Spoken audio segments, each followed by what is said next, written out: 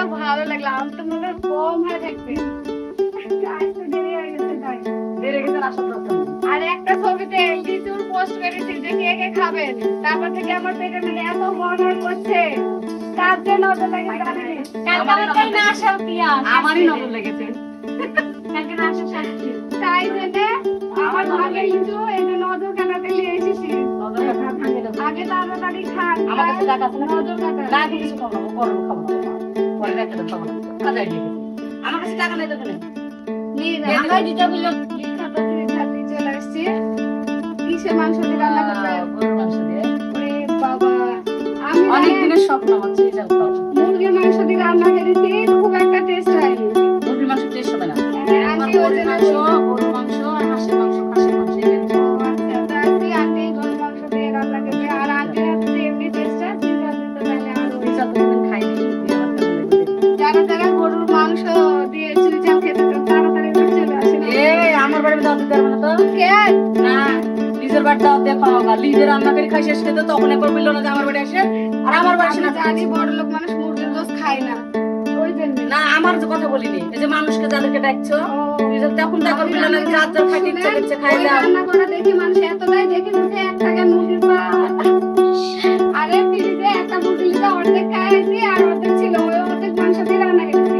একটা পা দেখেও মানুষ ইয়া গেছে, তাহলে অতটুকু মাংস দিয়ে অতটুকু লোক খাই করি। তুমি জানো যে মানুষ তোমার ভিডিও গুলো সুন্দর করে খুঁজে খুঁজে বাচ্চা বাচ্চা দেখে তাহলে তুমি দিলাকে লাগবে। হ্যাঁ, আর এই যে আমি কত রান্না করতে এখানে পেয়েছি, এই যে এত বড় মাংস রে মা, তাজা আরেকটা আছে।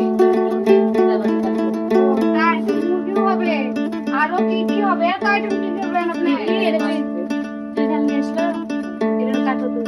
এমন ইয়া করছে, হ্যাঁ, যে মনে হচ্ছে যে বর্ষার আগুনে কেমন স্বাদ লাগে সেটা বলো, রান্না করে একটা খেলা আমার ভালো লাগে না বলে তো নিয়ে আসছি গরুর মাংস দিয়ে খাবার খাইতে।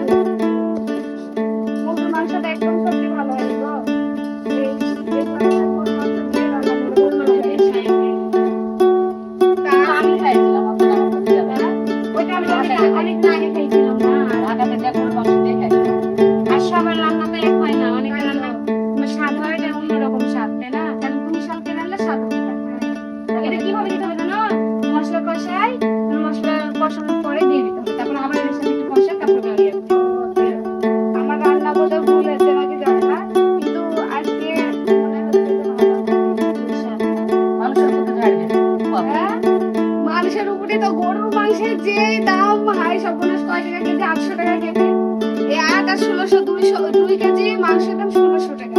মাসে তো আমি বেতনই পাই নিতাম। আমার চুই ঝাল হচ্ছে 1000 টাকা কেজি। চুই ঝাল 1000 টাকা কেজি? ওরে বাবা, গরুর পা তো ইল্লি চলে আসে।